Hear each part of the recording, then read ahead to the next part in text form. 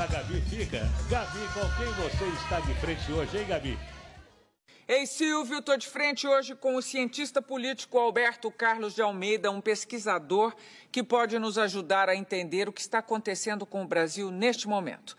Ninguém sabe onde vai desaguar esse mar de reclamações contra tudo isso que está aí, como se diz hoje, nas esquinas das nossas cidades. Alberto Carlos de Almeida publicou um best-seller com o sugestivo nome de A Cabeça do Brasileiro, onde ele analisa os usos e costumes do nosso povo e das nossas elites. Alberto, estava louca para você vir aqui, porque eu vi todo o movimento dos últimos tempos, todas as manifestações, com imensa alegria, devo confessar, porque veio, para não parecer uma brasileira que fala mal de brasileiro, que não é meu caso, mas eu tinha uma visão muito crítica de nós mesmos até poucos dias atrás, porque eu achava assim que a gente se esforçava demais em ser o famoso brasileiro cordial, sem qualquer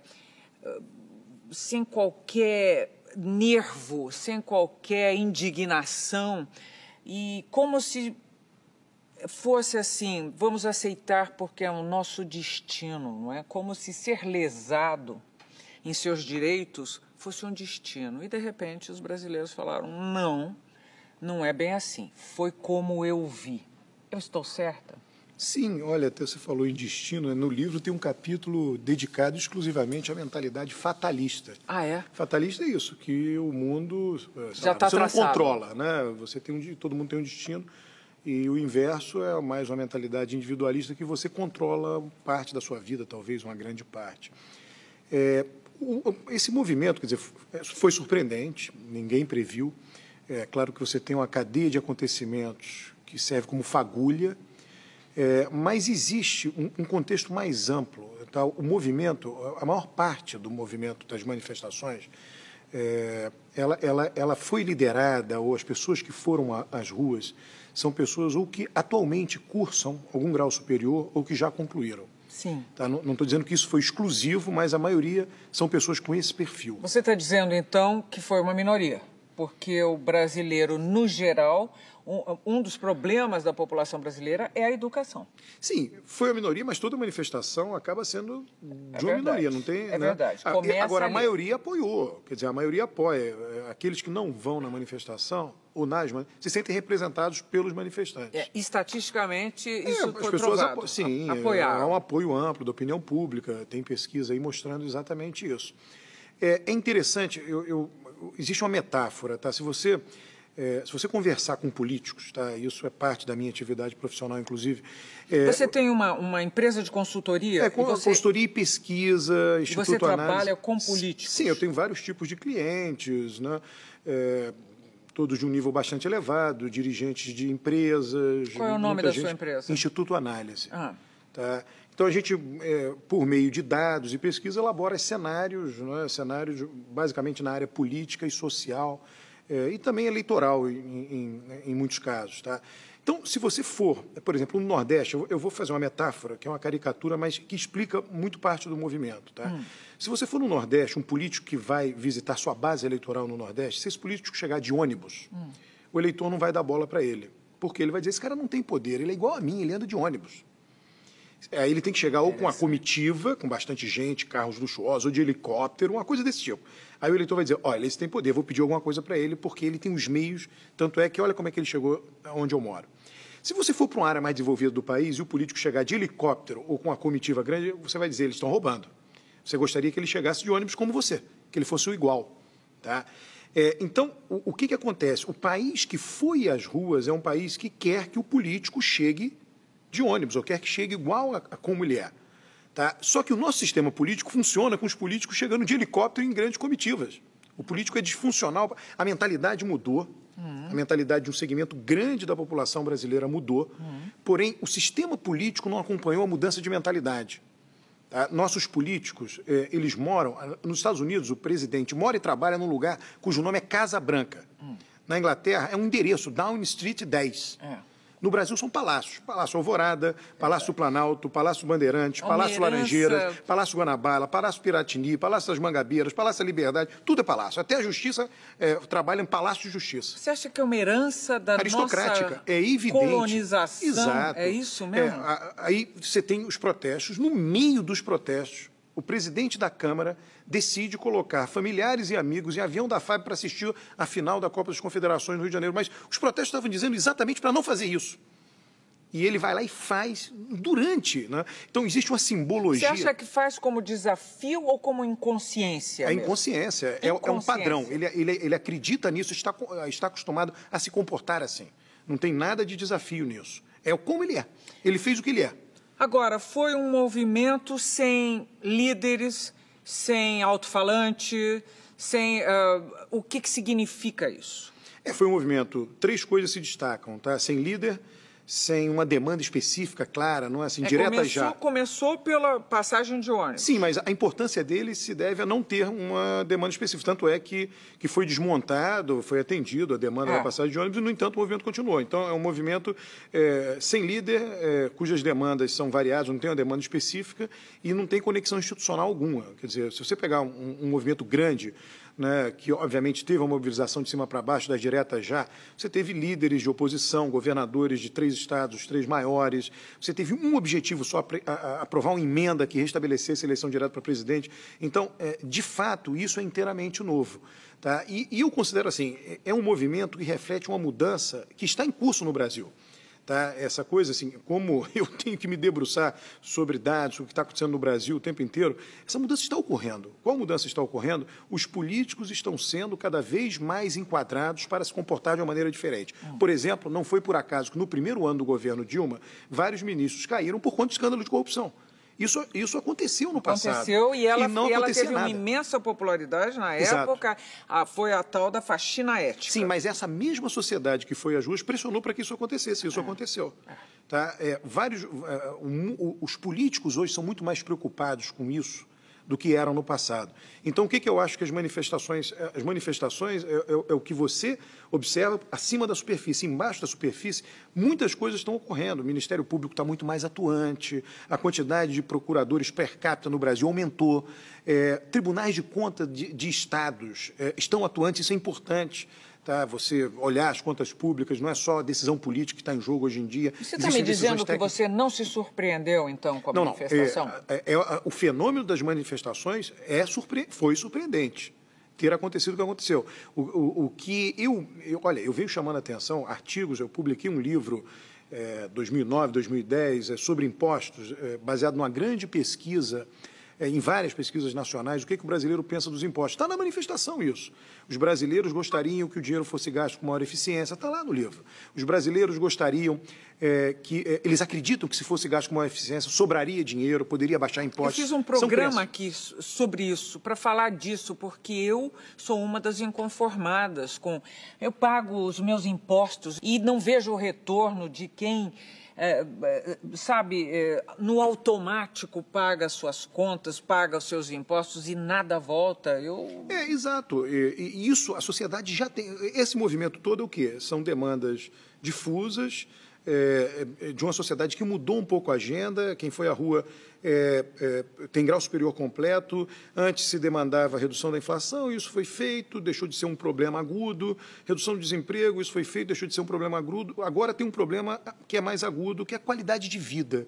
Transporte, saúde, educação um pouco menos. E que, por enquanto, é percebido pela população como um desconforto sem foco, é isso ou não? Não, olha, é um desconforto real. Mas estou dizendo, sem foco. São várias coisas que têm a ver com o uso do dinheiro público. Então, a população foi à rua dizendo para os políticos, olha, vocês estão nos explorando. Vocês roubam e não são presos, vocês cobram muito imposto e a qualidade de vida nossa está piorando por conta de serviços públicos ruins. Da porta de casa para dentro, a vida das pessoas melhorou. Eu chamei a atenção disso. As manifestações ocorrem porque a vida melhorou. Então, quando a vida melhora, você começa a perceber com mais clareza coisas que não melhoram. Tá? Então, a vida econômica privada das famílias brasileiras melhorou muito. Quer dizer, as pessoas viajam de avião, compram carro, aqueles que não compraram ainda vão comprar em breve. Então, houve essa explosão de consumo, que é uma trajetória que pode ter altos e baixos, mas vai continuar. Uma explosão de consumo que sustentou a economia de 2008 para cá. Mas, olha, tem muita... Ainda vai acontecer muito, não é a maioria ainda que tem automóvel, as pessoas não compram automóvel zero como padrão no Brasil, automóvel usado. Então, você tem muita margem ainda para aumentar. Para você ter uma ideia, nos Estados Unidos, 98% da população americana voou já de avião. No Brasil, não. Ainda falta muita gente voar, muita gente. Nós temos um mercado potencial gigante. Isso tem melhorado aos poucos. O que acontece? O sujeito lá que era pobre, né, quando viu que dá para deixar de ser pobre, porque imagina, no passado, ele era pobre e dizia, eu serei pobre a vida inteira, vou morrer pobre. E talvez meu filho também. Então, ele era conformado com a pobreza. Agora acabou isso. Opa, aliviou a pobreza, deixei de ser pobre. Então, eu quero que tudo aconteça de uma vez. Inclusive, que melhore a qualidade da minha vida, que tem a ver com serviços públicos. Mas aí os impostos são enormes, mas aí os políticos não vão presos. Aí vão para a decisão de Copa das Confederações de avião oficial e não pagam por isso. Vai dizer, peraí, alto lá, ou uma coisa ou outra. Você pode roubar e não ser preso, mas tem que dar o serviço público. Então, é um bolo, quer dizer, tudo isso vem junto. Tá? Mas, de novo, é um fenômeno que já está acontecendo, por exemplo, eleitoralmente. Nós temos um exemplo do início dos anos 90, tá? Orestes Quércia, quando foi governador de São Paulo, deixou de ser todo mundo... Era líquido e certo que Orestes Quércia iria ser presidente. É verdade. Líquido e certo, né? Eu acho que eu tenho até um livro em que eu falo, gente, esse homem vai ser presidente. Futuro presidente do Brasil, Orestes Quércia, teve um desempenho pífio eleitoral. Por quê? No meu entender, corrupção. Ele foi abatido por escândalos. Maluf, houve a época que Maluf era líquido e certo que ele ganharia uma eleição, por exemplo, para prefeito de São Paulo. Depois ele ia para o segundo turno e não ganhava. Depois ele não ia para o segundo turno, depois ele deixou de ser candidato a prefeito, porque ele foi sendo gradativamente punido pelo eleitorado. Então, esse fenômeno vem acontecendo. Deixa eu perguntar uma coisa para terminar esse bloco. Agora o brasileiro percebeu que dá para mudar.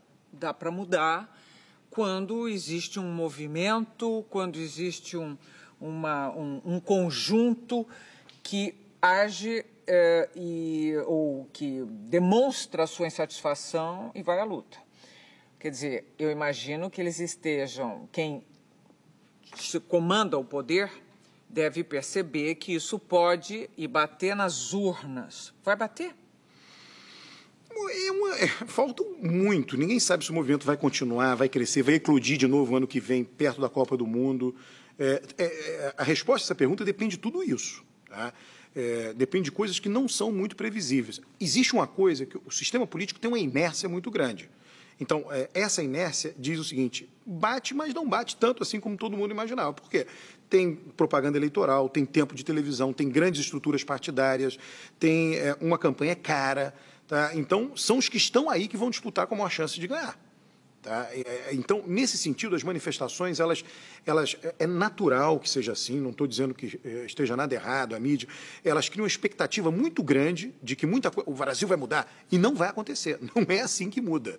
Tá? Elas fazem parte de um fenômeno de longo prazo que já começou a acontecer já há muito tempo e vai continuar acontecendo de mudança da elite política, do que ela pode e o que ela não pode fazer. Bom, e em algum momento, depois de tudo isso, evidentemente os governos vão ter que tomar medidas não populares, porque essas medidas acontecem, né? Gabi, o que eu fiquei impressionado das manifestações, quer dizer, o day after, né?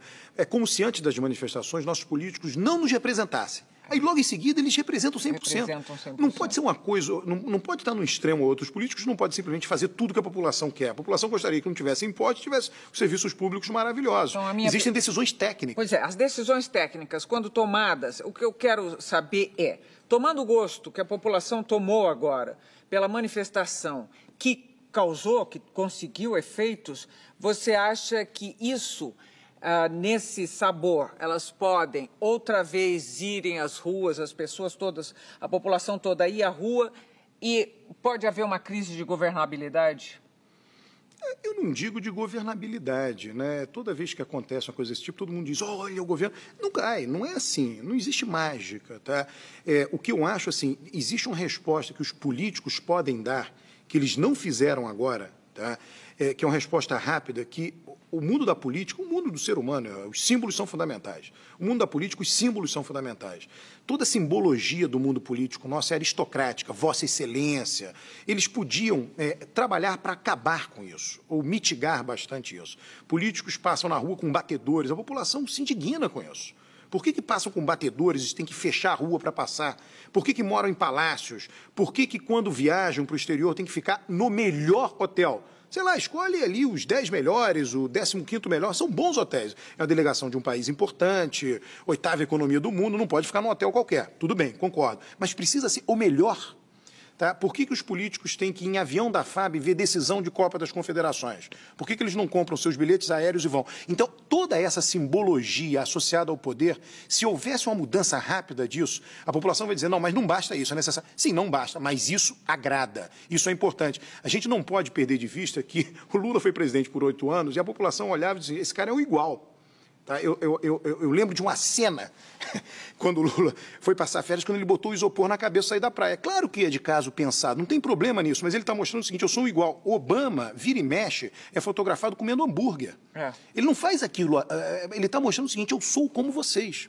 Os filmes norte-americanos, tem 1000 filmes aí, um dia depois, sei lá, tem vários filmes de catástrofe. O presidente tem um papel coadjuvante. Quem é o astro do filme? É o piloto da Força Aérea que vai impedir a invasão extraterrestre. Quando teve a operação de pegar o Bin Laden, lá a sala na Casa Branca, o Obama não ficou na cabeceira. Ficou lá o chefe da CIA, enfim, aqueles que estavam conduzindo a operação. Aquela foto é uma foto real. O Obama ficou de lado, a Hillary Clinton ficou de lado. Os políticos brasileiros, eles não aceitam ser coadjuvante em nada. Eu escrevi recentemente um artigo, acabou de acontecer na Copa das Confederações, né? Onde é a premiação de um vencedor de Copa do Mundo? No gramado ou na tribuna de honra? Em países, quando os Estados Unidos foi o primeiro país que, em 94, botou a premiação bem próxima do gramado. Não foi na tribuna de honra, mas também não foi no gramado. A Alemanha, um país de classe média, na Copa recentemente ocorrida lá, foi no gramado. Tá? No Japão foi no gramado, é a maior sociedade de classe média do mundo. A África do Sul foi na tribuna de honra. Ora, o atleta joga uma competição inteira, ele é estrela, ainda tem que prestar reverência a uma autoridade que está ali por um protocolo para receber a premiação de uma autoridade. No Brasil foi na tribuna de honra, acabou de acontecer. Olha aqui, deixa eu fazer um intervalo aqui, vou fazer muitas perguntas que você já respondeu aqui na cabeça do brasileiro, que eu gostaria que você contasse para a gente aqui. Pode ser? Nós estamos terminando o primeiro bloco de frente com o cientista político Alberto Carlos Almeida. Voltamos em seguida. Até já. Estamos de volta com o cientista político Alberto Carlos Almeida, autor de A Cabeça do Brasileiro, um best-seller absolutamente recomendado.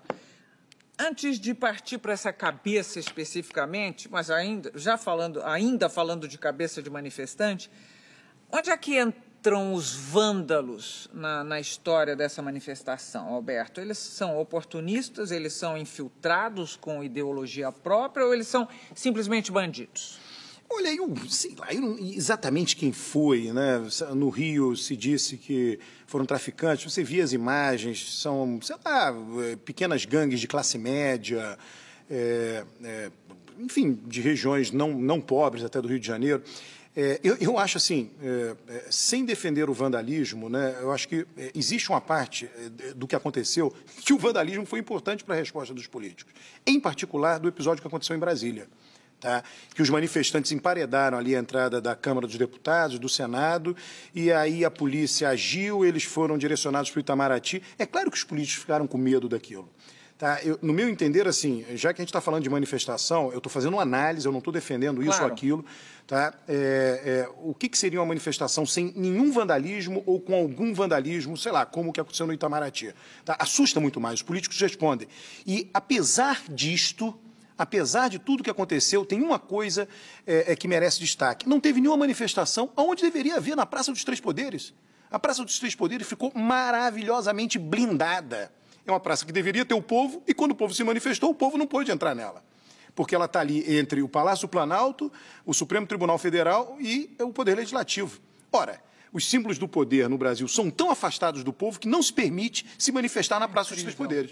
Aliás, você acredita mesmo, você acredita que o fato de termos Brasília, naquele centro tão isolado, vamos dizer, da vida socioeconômica do país, era quando foi criada, quando foi fundada lá, tem a ver com essa ideia palaciana, isolamento sem de dúvida, poder? é uma cidade construída especialmente para isso, quer dizer, decisores iluminados, legisladores, arquitetos que tinham sei lá, um projeto de uma cidade isolada do resto do país, tudo bem, com um objetivo até apreciável, do tipo levar o desenvolvimento para onde não havia, ou ocupar uma parte do país que não tinha população, mas não tem a menor dúvida disso. Tá? Quando Tony Blair foi eleito a primeira vez primeiro-ministro da Inglaterra, ele tinha filhos pequenos, 3, a casa teve que ser adaptada, porque há muito tempo não morava alguém que tinha filho pequeno ou criança. Tá? Porque é uma casa normal, ele não mora num palácio. Está cheio de serviçais. O primeiro-ministro sueco mora num apartamento de 300 metros quadrados. Tá? A população está dizendo o seguinte: eu quero que o dinheiro seja utilizado com eficiência. Vocês estão ali para governar, são nossos empregados. Igor, é isso. Os políticos são nossos empregados. Então, como nossos empregados, vocês não têm que ter nada suntuoso. Vocês têm que ser algo de acordo com o cargo, porém não precisa ser suntuoso. Então, toda essa simbologia é algo que poderia ter uma resposta rápida e iria agradar em muito a população. A população ia dizer, não, mas não importa só a simbologia, tem que ter outras coisas. Tem que ter outras coisas. Medidas efetivas de melhor uso do recurso público. Aliás, rápidas, se eles quiserem, eu espero, os resultados nas urnas. Claro, agora, Gabi, tem uma coisa que é importante. A gente sempre compara o serviço público no Brasil com o serviço público na Suécia. Não dá para comparar. Por que não dá? Porque o serviço público não é só um problema de oferta, é um problema de demanda. Tá? Quem é que demanda o serviço público na Suécia? Uma população que tem uma escolaridade altíssima. Tá? Quem é que demanda o serviço público no Brasil? Uma população muito pobre que tem uma escolaridade muito baixa. Por quê? Por quê o brasileiro nunca teve como prioridade a educação? Estou dizendo nos governos... Não, mas eu acho que isso é cultural, isso não tem conspiração de político. Vem da nossa matriz católica. Tá? Onde os países católicos, quanto mais forte o catolicismo, as tradições católica e protestante são opostas com relação a isso. Tá? O catolicismo decidiu educar a elite. Não é por acaso que tem universidades e colégios jesuítas. Tá? Quando veio a reforma protestante, na Alemanha, na Prússia, sei lá, quando veio a reforma protestante foi a seguinte decisão que eles tomaram: vamos educar o povo. Quando começou a reforma, 90% da população, 99% era analfabeta. Só era alfabetizada a coroa, os nobres e o clero. O resto, todo mundo era... Eles disseram, sabe de uma coisa, vamos alfabetizar todo mundo, porque todo mundo tem que ler a Bíblia.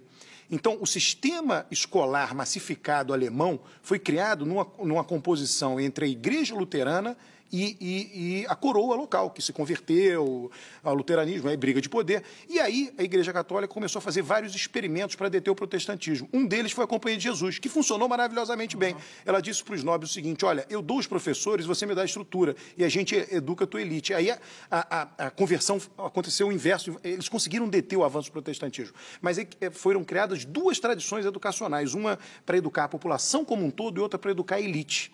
Então, nós somos vinculados a essa tradição. Portugal tem uma das piores escolaridades da Europa, porque é extremamente católico o país.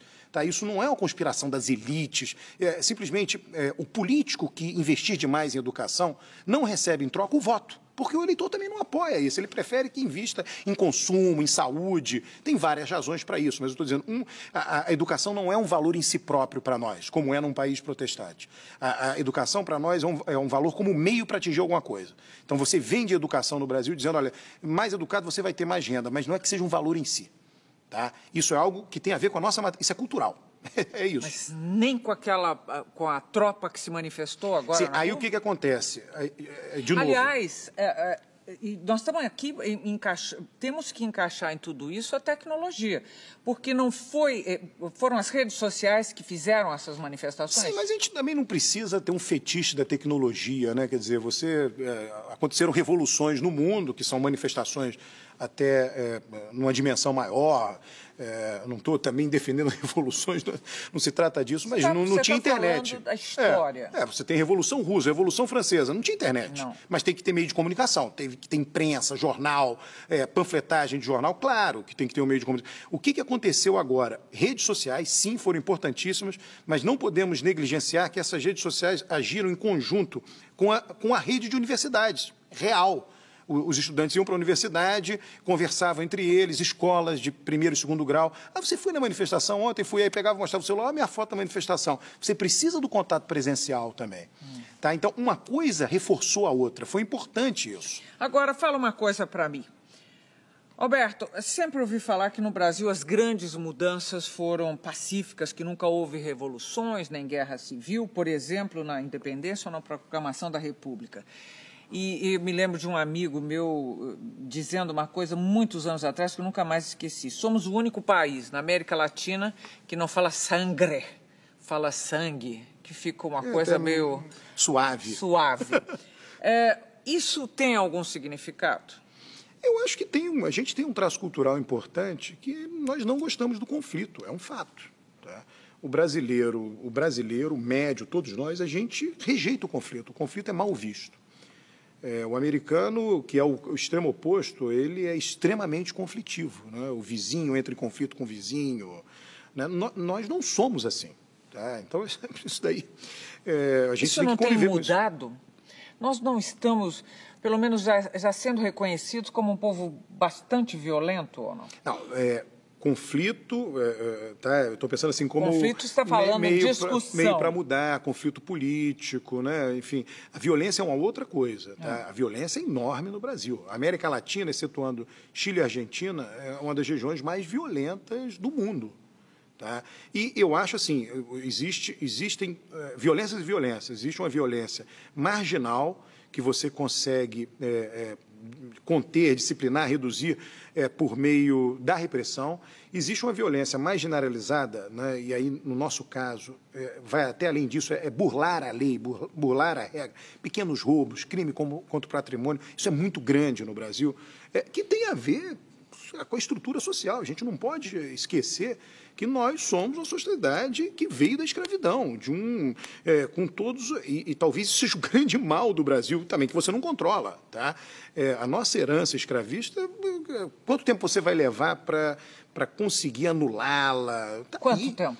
Muito tempo. Quer dizer, a maneira mais rápida, sempre, e a gente sabe disso por experiências internacionais, é você pegar e fazer um investimento, ter um investimento muito grande em educação e dar a melhor educação possível para a maior fatia possível da população. Porque senão... Mas a população não vota em políticos que vão... a educação não é um valor em si próprio, então ela não remunera. O que é remunerar? Né? É dizer, olha, você investiu em educação, então eu quero que você fique no poder. A população não faz isso. Então você tem, agora, com o passar do tempo, pessoas mais educadas formalmente passam a valorizar mais a educação. O que isso revela sobre o nosso país é que a tendência de aumento da nossa educação não é a tendência coreana. Da Coreia do Sul foi uma decisão da elite e ela foi lá e fez. É uma tendência mais incremental, como tem sido. Né? Essa população que foi à rua, parte dela, importante, tem o dobro de anos de estudo de seus pais. Então, já houve uma mudança relevante. Nós somos um povo preconceituoso? Sim, no meu livro tem 2, 3 capítulos aí dedicados a preconceito de cor, não é de raça. No Brasil, o importante é a cor. É um preconceito diferente, tá? De novo, não é um preconceito conflitivo, ele é mais sutil, mas ele existe. Nós demos fotos de pessoas de cores diferentes, tá? Dentro da classificação do IBGE, é bom que seja dito, preto, pardo e branco, e pedimos para que as pessoas dissessem com aquelas fotos. Só variava a pessoa, a vestimenta era igual, o fundo da foto igual. Demos vários atributos, qual desses parece ser o mais inteligente, o criminoso, etc. Os pardos ficavam numa situação muito ruim. A visão que a sociedade tem, quando... basicamente, o que a gente fez? Uma metodologia que pergunta para você, você é racista? Só que sem perguntar assim, de uma maneira muito indireta, as pessoas disseram, sou.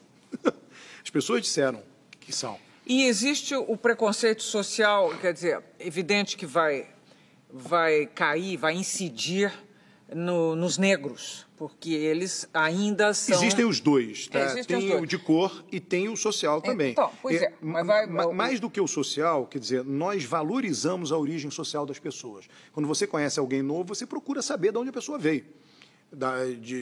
Sei lá, a história de vida da pessoa. Não é só isso que eu estou perguntando. Estou perguntando se existe mesmo, para os que têm uma situação mais privilegiada, um preconceito e quase uma perversidade na tentativa de manutenção aqueles menos privilegiados que continuem naquela situação.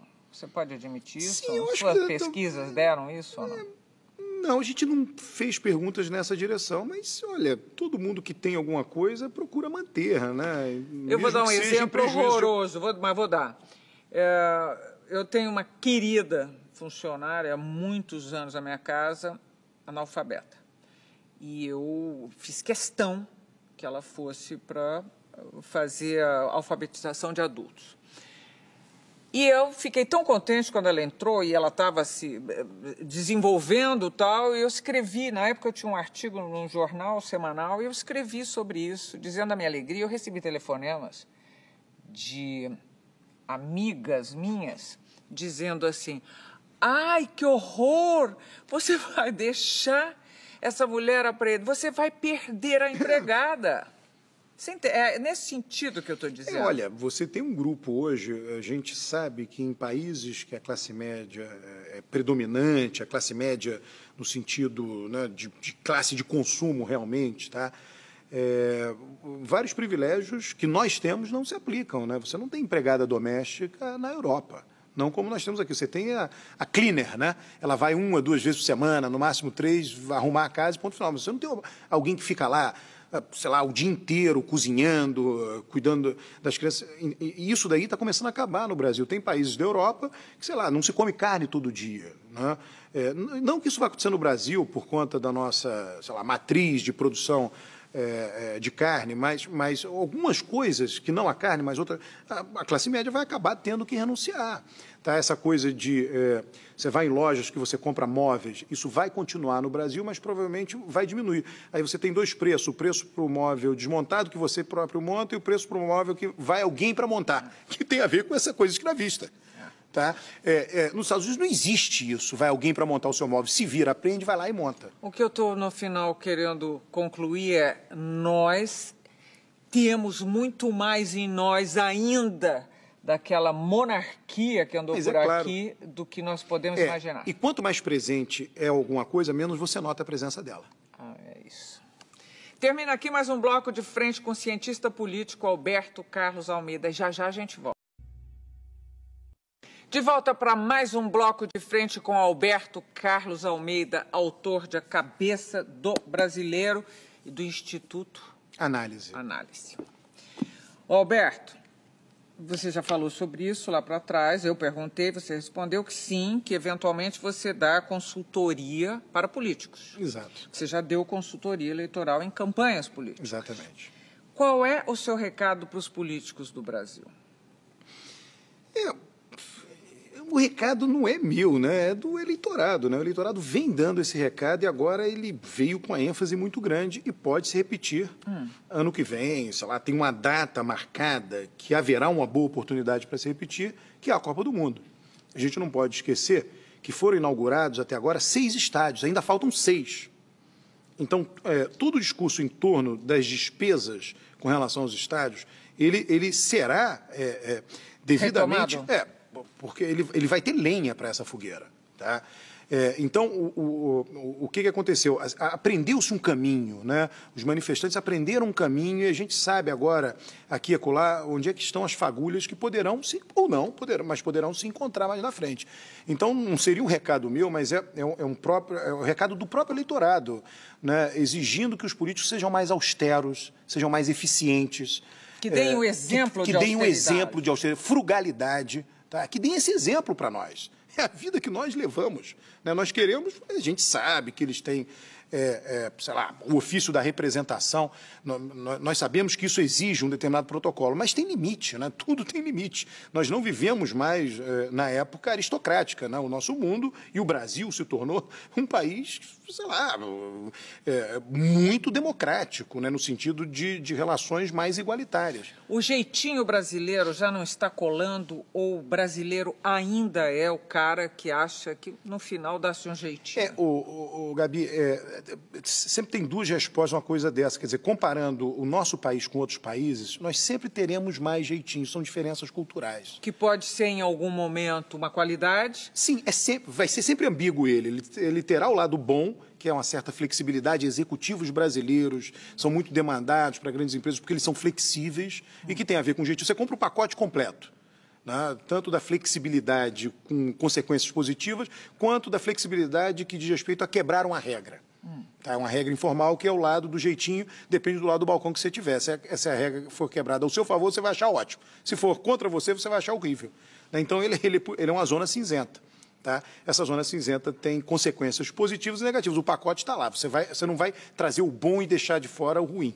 Tá? Agora, nós seremos sempre diferentes com relação a outros países, só que aqui internamente ele tenderá a se reduzir, a ter uma margem de manobra menor com o passar do tempo, não tem a menor dúvida. Arroz, feijão, saúde e educação. Essa é uma frase de décadas atrás, foi usada em campanhas políticas. Arroz, feijão, saúde e educação. Continua valendo? Arroz e feijão bem menos, tá? Saúde bem mais. Educação, a população, a visão da população com relação à educação é que ela é uma coisa mais equacionada que a saúde. A saúde é um problema muito mais agudo, muito mais grave. Tá? Quando eu digo a saúde, é muito específico isso. Alguém que vai tentar uma consulta com um médico especialista no Brasil, no serviço público, tá? Cardiologista, oftalmo, qualquer um, muitas vezes espera de 3 a 9 meses para ter a consulta e depois, se tiver um exame, vai esperar mais um período desse tipo. Tá? Isso é um super problema. Se você me perguntar, é um problema o quê? É um problema que nós somos pior? É um problema da melhora. A gente fala muito, você vê muito um argumento elitista do tipo, eu estudei em escola pública. Só que aquele que diz que estudou em escola pública, que hoje é da elite, em geral uma pessoa mais velha, quando estudou em escola pública, 90% da população era analfabeto, não tinha escola pública, morava no interior do Brasil, era rural. Na hora que você massificou a escola pública, caiu o nível. Normal, é assim. Massificou a geladeira, caiu o nível. Não tem aquela geladeira da vovó pro resto da vida. Tá? A saúde é a mesma coisa, as pessoas não tinham acesso à saúde. A mortalidade infantil no Brasil era brutal, expectativa de vida mínima, doenças infecto-contagiosas. Massificou isso, agora são novos problemas. Massificou o automóvel, novos problemas. Tudo para, todas as cidades engarrafadas. E você vai ter que resolvê-los, não tem jeito. Em política, você tem partido? Não, eu me considero uma pessoa de centro bastante técnica. Tá? Eu sou capaz de ver lados positivos e negativos dos dois lados. Outro dia fizeram, não lembro que jornal, talvez o Globo, uma coluna do Globo escolheu frases, as frases prediletas desse período de manifestações nas ruas, as frases prediletas de algumas pessoas de elite. E o maravilhoso Zuenir Ventura, grande jornalista, a dele predileta foi, dos cartazes que foram à rua, menos eu e mais nós. Você acha, você viu, o que você acha? Gostaria que você analisasse essa frase. É uma frase interessante porque ela é uma demanda por uma solidariedade social maior, né? Se você tem, qual é uma característica na nossa sociedade com muita desigualdade? Se acontece uma coisa ruim com uma pessoa que é socialmente muito distante de você, você não está nem aí. Porque você pensa, aconteceu com ele, está muito distante de mim, isso não vai acontecer comigo. O mundo é muito diferente, muito separado. Diferente da sociedade mais igualitária, exemplo clássico, eu não estou dizendo que sejam melhores ou piores, o exemplo ajuda a nos entender. Né? A sociedade americana é uma grande sociedade de classe média. Então, quando acontece uma coisa com outra, todo mundo acha que poderia ser consigo próprio, porque são muito iguais do ponto de vista social. Então, eu olho muito a frase que o Zuenir escolheu pensando assim, tá? Muito menos politicamente, muito mais do ponto de vista da distância social que tem a ver com a nossa herança escravista, que nós temos que enfrentar, que é um problema no Brasil. Um outro cartaz dizia assim, país desenvolvido não é onde pobre tem carro, mas onde rico usa transporte público. Olha, eu não concordo, isso tem de tudo, tá? Porque nos Estados Unidos, o Brasil é um país interessante, o Brasil ele é um país híbrido, ele vem da Europa e olha para os Estados Unidos. E os nossos problemas e soluções são muito híbridos, tá? Nós não temos o estado de bem-estar social europeu, mas jamais temos a eficiência americana. Tá? Então, nós temos um pouco de cada. A própria organização das cidades e do transporte no Brasil tem a ver com isso. O americano é tudo carro. Tudo carro. E é um país desenvolvido. Então, a frase está errada quando você olha para os Estados Unidos. Europa, transporte público é a ênfase, sei lá, do transporte de massa europeu. Nos Estados Unidos é individual. O Brasil tem dos dois. Tá? O Brasil está a meio caminho. O americano fez... Olha, as pessoas... Quem estuda a história americana, eu fiz isso. O país engarrafou em 1930. Engarrafou. É mesmo? O que eles fizeram? Sentaram, lobby lá das montadoras, tudo certo. Senta com o governo e diz, vamos fazer uma malha de autoestradas. Eles fizeram aquela malha nos anos 40. E com isso mudaram a maneira de morar. Eles não moravam em subúrbios até os anos 40. Eles disseram, como a gente desengarrafa? Descentraliza tudo, põe todo mundo no subúrbio. O subúrbio, aquelas casinhas que eles chamam sprawl, né, veio junto com as autoestradas, tá, do ponto de vista histórico. E foi o modelo. Agora, o modelo deles é muito criticado também, porque é um modelo muito custoso. Eu não estou dizendo que esteja certo. Estou dizendo, eles tinham um problema e resolveram. Você só resolve o problema quando ele surge. Você não resolve antes. Tá? A Europa resolveu como? Metrô, sei lá, Paris e Londres tem mais de 400 estações de metrô. Não temos condições de fazer isso. O metrô tem época para fazer. Depois as cidades estão prontas, você não vai botar 400 estações de metrô. Então, a nossa solução caminha para um certo hibridismo. Agora, as pessoas com um pouco maior de poder aquisitivo, está tendo aí uma disseminação muito grande de condomínios, que é a maneira de morar americana de subúrbios. Então, as pessoas... Vai haver, em breve, uma massa crítica que vai demandar um trabalho descentralizado, o escritório perto do condomínio. Tá? Então, quando eu olho para o Brasil, eu sempre olho essa solução híbrida, né? Jamais totalmente europeu, jamais totalmente americano. Tem um pouco de cada. Muito bom. Ou você não acha? Só maluco, né? Que não. Chega ao fim mais um bloco de frente com o cientista político Alberto Carlos Almeida. Daqui a pouco a gente volta. Estamos de volta para a última parte de frente com Alberto Carlos Almeida. É bate-bola, jogo rápido? Uma frase de um cartaz. Sociedade muda, não muda. Verdadeira, isso é perfeito. Você tem que... A democracia é barulhenta. Democracia barulhenta. Democracia é barulhenta. Democracia. É barulhenta. Não tem democracia se não tiver barulho. Tem tanta coisa errada que não cabe num cartaz. É comodismo? Olha, eu acho... Conformismo? Não, eu acho também que existe algo cultural ruim para o brasileiro com a visão... É o complexo de vira-latas de Nelson Rodrigues. O brasileiro não acha pretexto para autoestima. Tá? Isso é muito ruim. Também não é verdade isso. Nosso Brasil não é... O nosso país não é pior em tudo que os outros países. Políticos. Precisam mudar. Partidos. São necessários e são importantes, né? A gente não pode torná-los o demônio do momento. Os demônios do momento. Não é verdade que sejam. Tá? Porque não podemos esquecer também que na repressão o que houve foi que os militares ignoraram partidos. Tem gente defendendo voto avulso, etc. É uma loucura completa. Cada indivíduo representa a si próprio. Também não é assim. Então, os partidos agregam interesses. Esquerda e direita. Esquerda prioriza a igualdade, direita prioriza a eficiência. Corrupção? No nosso caso, ela é mais intensa porque faz parte da vida de um país emergente. Ela já está lentamente sendo coibida. Os resultados não vêm rápido. Golpe? Algo deplorável, qualquer tipo de golpe. Padrão FIFA? Ora, olha, uma das coisas que eu mais... Quer dizer, o padrão FIFA não deveria ser exigido. Teve um artigo muito interessante do Veríssimo dizendo, chegou a tia FIFA, ela quer limpar a nossa casa, mas a nossa casa é de pobre. Tem limite o padrão FIFA para um Brasil, para um país como o nosso. Isso, as redes dos estádios, eu espero que depois de passar a Copa do Mundo, nós voltemos lá à rede do Maracanã, que é a rede que estufava. Até a rede tem que colocar no padrão FIFA, é um verdadeiro absurdo. Um medo? Olha, eu sou um otimista por definição, eu não consigo de cara assim imaginar um medo, né? Eu acho que o país está caminhando na direção correta, sempre vai ter altos e baixos, mas eu acho que sempre a tendência de longo prazo é de melhoria. E Alberto Carlos Almeida, desculpe, por Alberto Carlos Almeida. Sou entusiasmado, com energia, enfim, totalmente inquieto. Eu acho que isso é o que é o principal. Eu gosto de pensar, enfim, e essa coisa, juntar pensamento com entusiasmo. Você tem um grande defeito?